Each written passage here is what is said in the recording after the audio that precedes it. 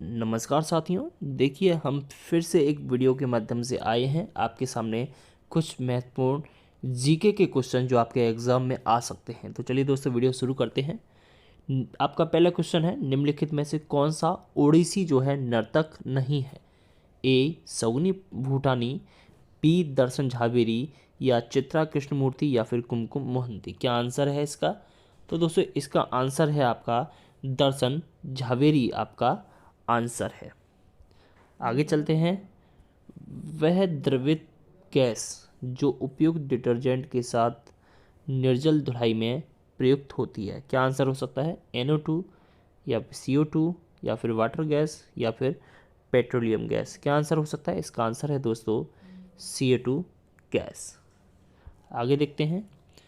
जब हम प्राकृतिक संसाधनों का दोहन करके एक वस्तु का उत्पादन करते हैं तो इसे क्या कहा जाता है? तो इसे तृतीयक क्षेत्र, प्राथमिक क्षेत्र, सेवा क्षेत्र, या फिर सार्वजनिक क्षेत्र। क्या कहा जा सकता है दोस्तों? तो इसका आंसर है आपका तृतीयक क्षेत्र। नेक्स्ट क्वेश्चन के साथ, निम्नलिखित में से उस देश की पहचान करिए जो भारतीय उपमहाद्वीप का हिस्सा नहीं है। क्या आंसर हो सकता है? अफगानिस्तान, या फिर श्रीलंका, या फिर भूटान, या फिर मालदीव। क्या आंसर हो सकता है दोस्तों? तो इसका आंसर है अफगानिस्तान जो है इसकी जो है सीमा, ये भारतीय उपमहाद्वीप का हिस्सा नहीं है। नेक्स्ट क्वेश्चन आपके सामने, निम्नलिखित में से किस नदी के तट पर प्राचीन महिष्मती स्थित था? ऑप्शन आपके सामने है। सरयू नदी के तट पर, या फिर सोन नदी, या फिर नर्मदा नदी, या फिर गोदावरी नदी। क्या आंसर हो सकता है दोस्तों इसका? तो इसका आंसर है आपका नर्मदा नदी के तट पर। किसके तट पर? नर्मदा नदी के तट पर। नेक्स्ट क्वेश्चन आपके सामने, भारतीय अंतरिक्ष अनुसंधान संगठन यानी इसरो द्वारा विकसित पहला सैन्य संचार उपग्रह निम्नलिखित में से कौन सा था? ऑप्शन आपके सामने है दोस्तों। आर्यभट्ट, या फिर रोहिणी, RS-1, या फिर एप्पल, या फिर रुक्मणी। क्या आंसर हो सकता है दोस्तों? तो इसका आंसर है आपके सामने रुक्मणी आपका आंसर है। ठीक। नेक्स्ट क्वेश्चन दोस्तों आपके सामने, गोवा को किस वर्ष में पुर्तगालियों से जो है दोस्तों स्वतंत्रता प्राप्त हुई थी? ऑप्शंस आपके सामने हैं। A 1948 में, या फिर B 1955 में, 1951 में, या फिर 1961 में। क्या आंसर हो सकता है? तो इसका आंसर है 1961 में जो है गोवा को पुर्तगालियों से स्वतंत्रता प्राप्त हुई थी। नेक्स्ट क्वेश्चन आपके सामने, वेदों की ओर लौटो का नारा किसके द्वारा दिया गया था? ऑप्शन आपके सामने, स्वामी विवेकानंद के द्वारा, या फिर स्वामी दयानंद सरस्वती जी के द्वारा, स्वामी श्रद्धानंद जी के द्वारा, या फिर रामकृष्ण परमहंस जी के द्वारा। आपके सामने ऑप्शन है। आंसर क्या हो सकता है? तो इसका आंसर है दोस्तों स्वामी दयानंद सरस्वती जी के द्वारा वेदों की ओर लौटो का नारा दिया गया था।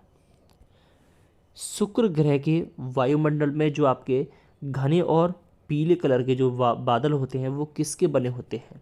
ऑप्शंस आपके सामने हैं। क्लोरीन के, या फिर सल्फ्यूरिक अम्ल, या नाइट्रिक अम्ल, या फिर ब्रोमीन। क्या आंसर हो सकता है? तो इसका आंसर है दोस्तों सल्फ्यूरिक अम्ल के बादल बने हुए होते हैं जो आपके घने और पीले कलर के होते हैं। नेक्स्ट क्वेश्चन, अकबर के राज्यकाल में मीर बख्शी किस विभाग का अध्यक्ष था? ऑप्शन आपके सामने।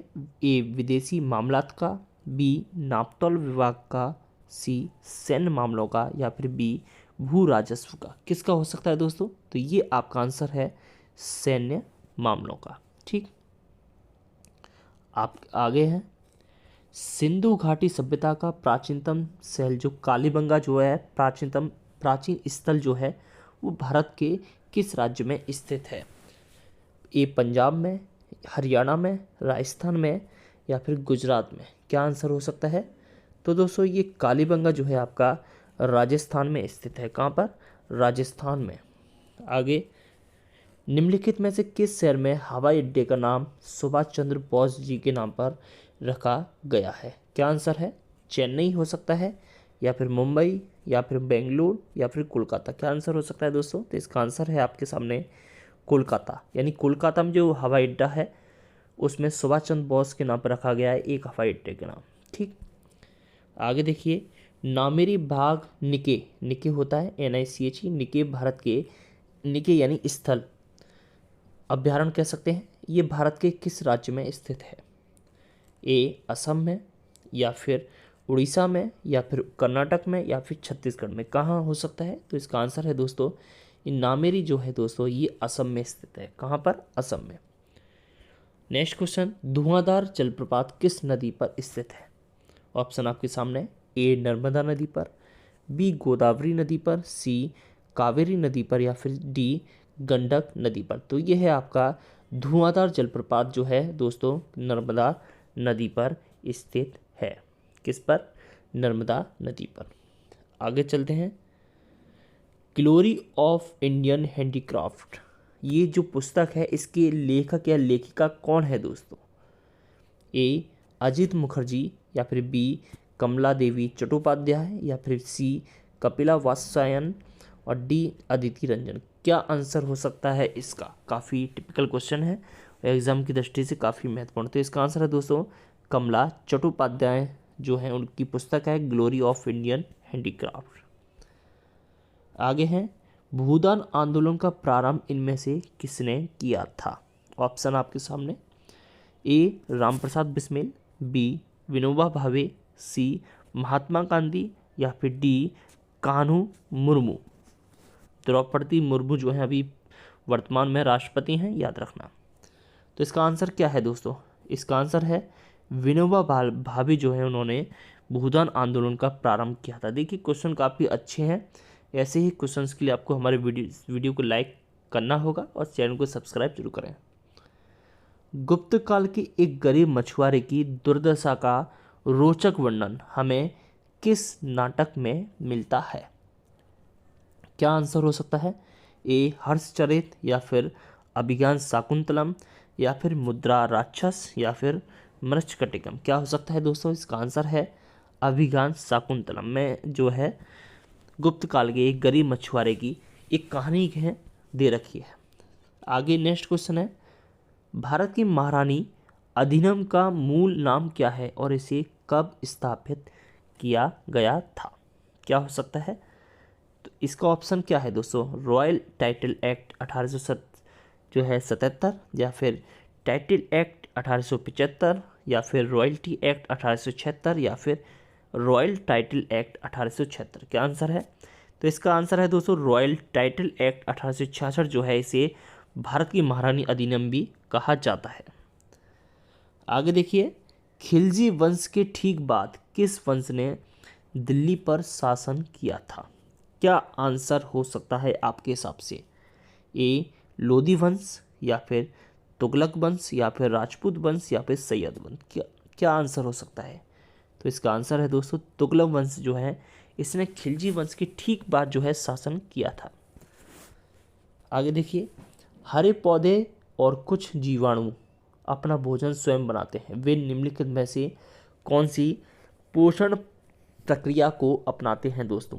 ए मृतोपजीवी पोषण, बी स्वपोषी पोषण, या सी परजीवी पोषण, या फिर डी होलोजॉइक पोषण? क्या हो सकता है आंसर?